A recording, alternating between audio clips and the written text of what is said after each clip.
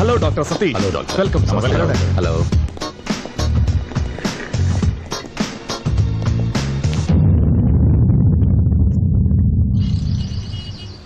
Doctor, మా అన్నయ్య case కొంచెం సీరియస్ గానే ఉంది.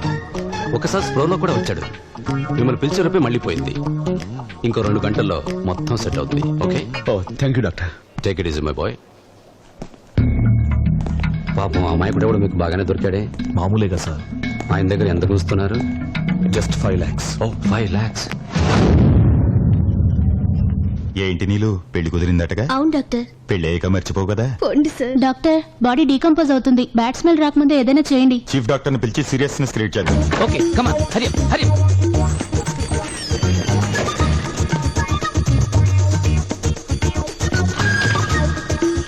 Doctor, don't disturb.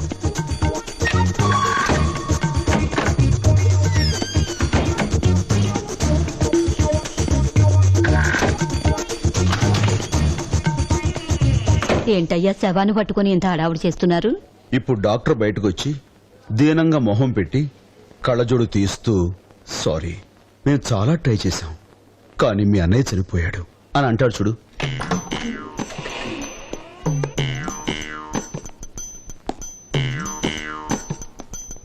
సారీ, మేము చాలా ట్రై చేశాం కానీ మీ అన్నయ్య చనిపోయాడు.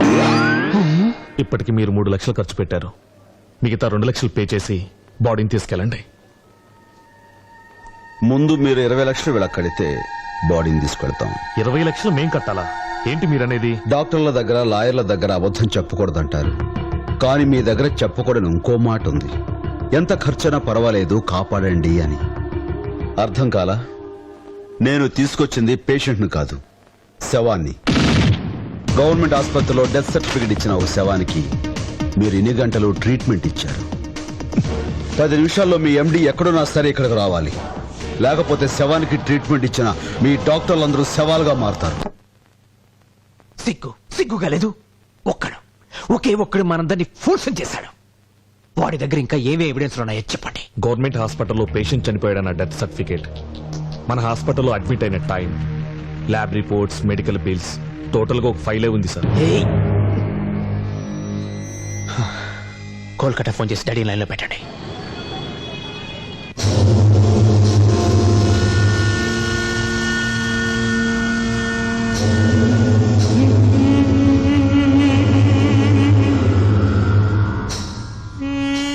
సార్, ఋషి గారు లైన్లో ఉన్నారు.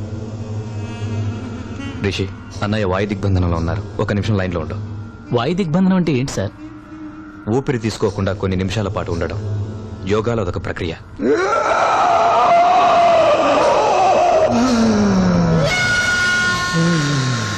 అన్నయ్య, రిషి ఫోన్. డాడీ, నేను రిషిని మాట్లాడుతున్నాను.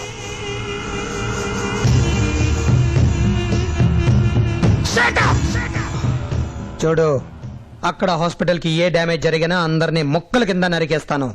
ఇండియాలో ఉన్న మన బిజినెస్ లన్నిటికంటే హాస్పిటలే మేజర్ బిజినెస్.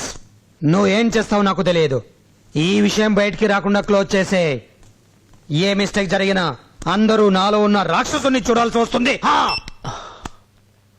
వాడు ఇప్పుడు ఎక్కడున్నాడు రా?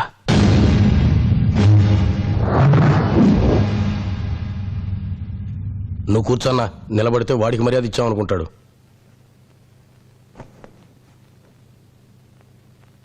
సో నువ్వు నోరు తెరవకుండా ఉండాలంటే 20 లక్షలు కావాలంటావు. 23 లక్షలు నేను కట్టిన 3 లక్షలతో కలిపి. 23?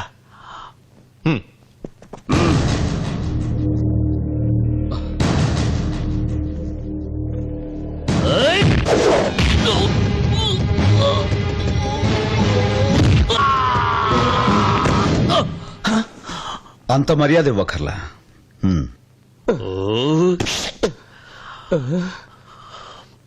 అన్నా, నేనెవరిని? గురువు గారిని చూస్తుంటే జెంట్లమెన్ లా ఉన్నారు. ఆయనతో క్లాష్ కంటే క్యాష్ సెటిల్మెంట్ చేసుకుంటేనే బెటర్.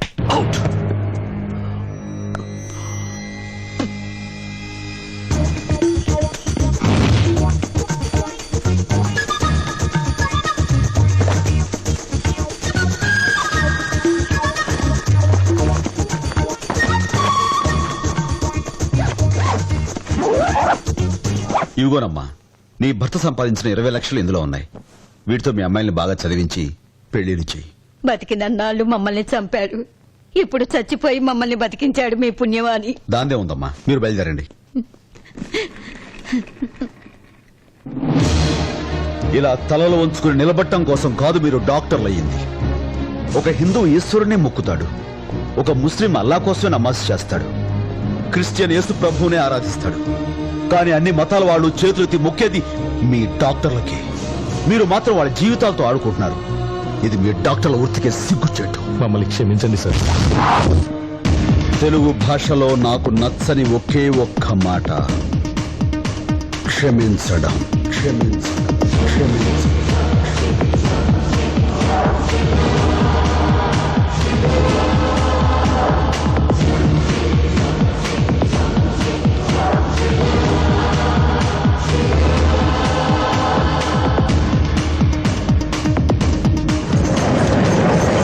కలెక్టర్ ఉత్తర్వు ప్రకారం ప్రజల ప్రాణాలకు హాని కలిగించే ఈ హాస్పిటల్ కి, దానికి సంబంధించిన మెడికల్ కాలేజీకి సీలు వేయడమైనది.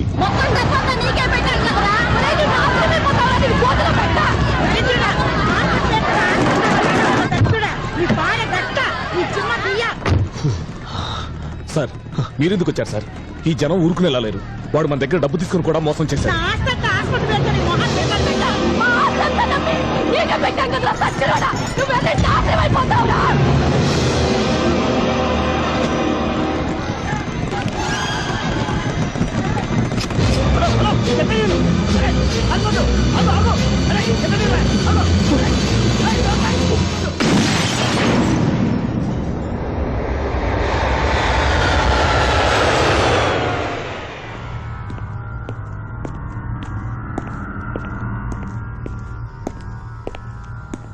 సార్ అతను ఎవరు అన్నది ఎవరికీ తెలియదు.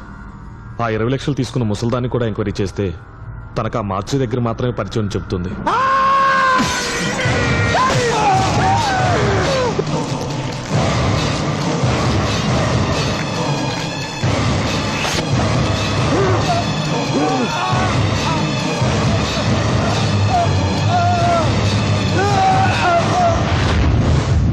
వాడెవడో నాకు తెలియాలి. 24 గంటల్లో వాడు నా దగ్గర ఉండాలి. వాడెవడో తెలియకుండా ఎలా అన్నయ్యా? కొంచెం బుర్ర పెట్టండి రా.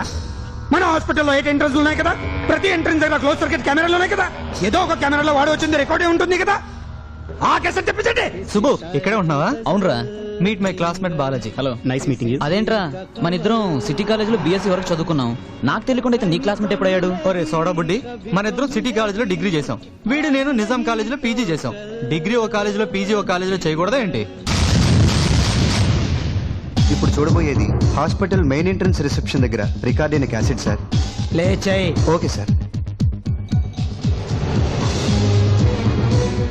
మేడం, ఈ ఫ్లాపీలో ఉన్న లిస్ట్ చూడాలి. ఆపండి ఆపండి ఆపండి ఆపండి మేడం, ఇప్పుడు ఈ రెడ్ కలర్ లో ఉన్న ఆ 2 పేర్లని సెపరేట్ చేయండి మేడం. ఒక్క నిమిషం. ఇప్పుడు ఈ ఇద్దరు ఏ కాలేజీలో చదివారు చూడండి మేడం. ప్రభాకర్ చదివింది హిందూ కాలేజ్ మచిలీపట్నం, మొయినుద్దీన్ చదివింది జేకేసీ కాలేజ్ గుంటూరు. మేడం, వీళ్ళు పీజీ ఎక్కడ చదివారో చూడండి. వాడు శవాన్ని తీసుకొచ్చిన టైం ఉదయం 10:45. మనకి క్యాసెట్ లో చూపిస్తున్న టైం 10:38. అంటే ఇంకో 7 నిమిషాల్లో వాడెవడో మనం తెలుసుకోవచ్చు సార్. ఫార్వర్డ్ చేయి. National college Hyderabad. ఎస్, ఇద్దరు ఒకే కాలేజ్. మేడం, ఇప్పుడు ఒక్కొక్క ఆఫీస్ లో రెడ్ కలర్ లో ఉన్న పేర్లన్నీ సెపరేట్ చేసి వీళ్ళందరూ పోస్ట్ గ్రాడ్యుయేషన్ ఎక్కడ చేశారు చూడండి. నేషనల్ కాలేజ్ అందరూ అదే కాలేజ్. ఇదంతా చేస్తున్నది నేషనల్ కాలేజ్ ఓల్డ్ స్టూడెంట్స్. వీళ్ళందరూ రాష్ట్రంలో ఉన్న అన్ని గవర్నమెంట్ ఆఫీసుల్లో ఉద్యోగాలు సంపాదించి అక్కడ జరుగుతున్న అవినీతిని ఎవరికో అందజేస్తున్నారు. ఎవరా సెంట్రల్ ఫిగర్? అతనే సార్, అతనే. రివైండ్ రివైండ్ చేయి. క్లోజ్ కళ్ళు.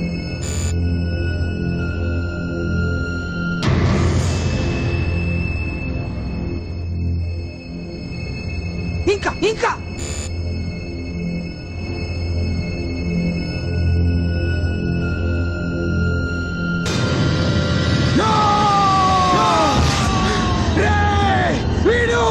వీడు చచ్చి చాలా సంవత్సరాల ఇందిరా. National college. సార్ నాకు మీ కాలేజ్ ఓల్డ్ స్టూడెంట్స్ లిస్టు వాళ్ళ బయోడేటాలు కావాలి సార్. దేనికి? ఏసీఎఫ్ అనే సంస్థ గురించి మీరు వినే ఉంటారు. ఆ కేసులో ఇన్వెస్టిగేషన్ గురించి నాకు కొన్ని డీటెయిల్స్ కావాలి. ఆ కేసు డీల్ చేసే ఆఫీసరా మీరు? నేను ఆఫీసర్ని కాదు సార్, ఆ ఆఫీసర్స్ డ్రైవర్ని. వాళ్ళకి తెలియకుండా ఈ ఇన్వెస్టిగేషన్ చేస్తున్నాను. డ్రైవర్వి నువ్వు మా కాలేజ్ స్టూడెంట్స్ అనుమానిస్తున్నావా? సార్ ఎక్కడికి సార్ ఫోన్? కమిషనర్ గారికి. సార్ సార్ ప్లీజ్ సార్ వద్దు సార్, వాళ్ళకి ఫోన్ చేసి నా ఉద్యోగం పోతుంది సార్. ఏదో ప్రమోషన్ కోసం వాళ్ళకి తెలియకుండా చేస్తున్నాను సార్. ముందు నువ్వు మర్యాదగా బయటికి నడు. అలా కాదు sir. I say you get out. Sir నాకెవరు హెల్ప్ చేయకపోయినా ఈ కేసు మొత్తం క్లోజ్ చేయగలను. మీ కోఆపరేషన్ లేకుండా కూడా ఆధారాలు సంపాదించగలను. నాకు ఆ బ్రెయిన్ ఉంది.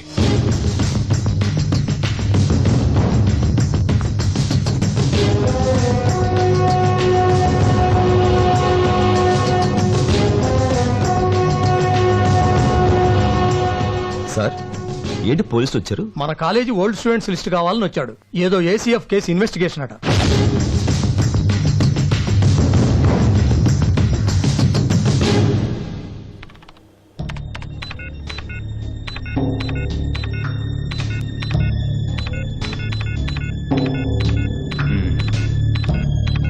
అన్నయ్య, ట్విన్ సిటీస్ లో మొత్తం 32 లక్షల ఓటర్లున్నారు. కానీ అతని ఫోటో ఏ ఫోటోతో మ్యాచ్ కావడం లేదు. నాకు కారణాలు వద్దు, వాడు కావాలి, రుణాలతో కావాలి. వాడు మన నుంచి తప్పించుకోలేడు. వాడి మీద కాన్సన్ట్రేషన్ తో మన బిజినెస్ వదిలేస్తున్నాం. వాడు దొరుకుతాడు, నీ చేతిలోనే చస్తాడు.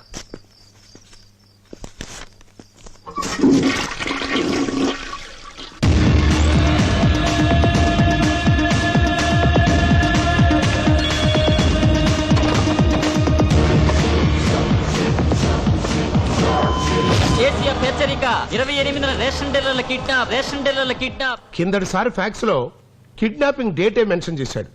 ఈసారి డిపార్ట్మెంట్ నేమ్ కూడా మెన్షన్ చేశాడు. ఈసారి ఏ డిపార్ట్మెంట్ సార్? అంత సంబరపడి అడుగుతున్నావు. నీకు ప్రాణాలు తీయటం పండగ చేసుకున్నట్టు అనుకుంటా. నిన్ను కిడ్నాప్ చేస్తే తెలుస్తుంది. మీరు ఆ ఛాన్స్ నాకు ఎందుకు ఇస్తారు సార్? నాకు ముందు మీరు ఉన్నారుగా. నువ్వు డెఫినెట్ రా. ఈ డిపార్ట్మెంట్ లో అయితే ఎక్కువ కాలం ఉండవు. వెళ్ళు. మిస్టర్ నర్సింగ్, ప్రస్తుతానికి వాడు మన చేతికి ఎప్పుడు దొరుకుతాడా అని ఆలోచించడం మానేసి వాడి చేతికి ఎవరు దొరకకుండా చూడాలి. స్టేట్ లో ఎక్కువ అవినీతికి పాల్పడ్డ మొదటి 15 మందిని మాత్రమే కిడ్నాప్ చేస్తాడు. సో ఆ 15 మంది ఎవరన్నది కనిపెట్టి సెక్యూరిటీ ఇవ్వగలిగితే ప్రాబ్లం సాల్వ్ అయినట్టే కదా సార్? అన్ని వేల మందిలో ఈ 15 మందిని ఐడెంటిఫై చేయటం ఎట్లా అని? Very simple. ఎక్కువ అవినీతికి పాల్పడ్డ వాళ్ళెవరో వివరాలతో సహా వస్తే వాళ్ళకి సెక్యూరిటీ ఏర్పాటు చేస్తామని అనౌన్స్ చేద్దాం. అప్పుడు ప్రాణభయంతో ఆ 15 మంది ముందుకొస్తారు. మనం వాళ్ళకి మాత్రం సెక్యూరిటీ ఇస్తే సరిపోతుంది. ఇదైతేనే కరెక్ట్ ప్లాన్ అవుతుంది. ఆ ఫాల్స్ గాళ్ళు తక్కువ మంది ఉంటారు కాబట్టి మనం సెక్యూరిటీ ఇవ్వడం ఈజీ అవుతుంది. ఆ ఏసీఎఫ్ గాళ్ళ ప్లాన్ ఫెయిల్ అవుతుంది. మీ మలక్పేట దిల్సుఖ్ నగర్ పోలీస్ స్టేషన్లే కాదయా, ఉన్న డీలర్ అంతా వచ్చి కంట్రోల్ మీద పడ్డారు. అసలు ఇక్కడ ఫోర్స్ తక్కువ. మేమేం చేయాలి? ఎవరితో చెప్పుకోవాలో చెప్పండి. అబ్బా అవన్నీ కుదరవండి, చెప్పేది వినిపించుకోలే. ఇప్పటికిప్పుడు అరేంజ్ చేయాలంటే కుదరదు సార్. రేషన్ బియ్యం మొత్తం పెద్ద బంగ్లా కూడా కట్టారు సార్. నేనే సార్ నెంబర్ 1. నాకేమిటి సార్ సెక్యూరిటీ? సార్ బొంగులో బంగ్లా వీడేంటి నెంబర్ 1? రేషన్ బియ్యాన్ని పంది కుక్కలాగా తిన్నాను. నేనే నెంబర్ 1 సార్. నాకేమిటి సార్ సెక్యూరిటీ? పేదోళ్ళ రేషన్ కార్డు తాగడ పెట్టుకుని ఆ కోటా బియ్యాన్ని బ్లాక్ లో అమ్ముకున్నాను సార్. నేనే నెంబర్ 1 సార్. నాకివ్వండి సార్ సెక్యూరిటీ. అంతమందికి సెక్యూరిటీ ఇవ్వాలంటే మాకున్న ఫోర్స్ తో కుదరదు. ఇదేంటయ్యా, ఫస్ట్ 15 మందిని రమ్మంటే ఎగ్జిబిషన్ గ్రౌండ్ లో చేప మందికి వచ్చినట్టుగా ఎంతమంది డీలర్స్ వచ్చారండి? Sir Kadapa, Kurnool, Srikakulam, west, east, Vizag, Chittoor ఒక జిల్లా ఏంటి సార్? స్టేట్ మొత్తంలో ఉన్న రేషన్ డీలర్లంతా పోలీస్ స్టేషన్ దగ్గరే ఉన్నారు. ఓర్ని, రేషన్ షాపుల్లో ఎంత లెవెల్లో జరుగుతుందా ఫ్రాడ్? ఈ సమస్య నుంచి బయటపడాలి. ఇప్పుడే మెసేజ్ వచ్చింది. ఆ ఏసీఎఫ్ వాళ్ళు మనల్ని మోసం చేశారు. మనల్ని ఈ రేషన్ డీలర్ల వైపు తిప్పి పీడబ్ల్యూడీ ఆఫీసర్ని కిడ్నాప్ చేశారు సార్. ఎక్కడికి వెళ్తారా మీరు? కానిస్టేబుల్స్, ఇక్కడి నుంచి ఒక్కడ కూడా బయటకు వెళ్ళడానికి వెళ్ళలేదు. వాళ్ళ చేతుల్లో ఉన్న ఫైల్స్ అన్ని లాక్కోండి. నేనే ఫ్రాడ్ చేయలేదు సార్. నాకు అన్నం పెట్టి అమ్మ కిలో బియ్యం అడిగినా నేను ఇవ్వలేదు సార్. సార్ బియ్యం పంది కుక్కలు తినకుండా మందులేసి కాపాడాను సార్. నన్ను ఒక్కడిని వదిలేయండి సార్. గొడవ చేయకు. నువ్వే ఒక పందికొక్కులాగా ఉన్నావు. నువ్వే బోన్లో ఉండాలి. ఆ గేట్లు మూసేయండి.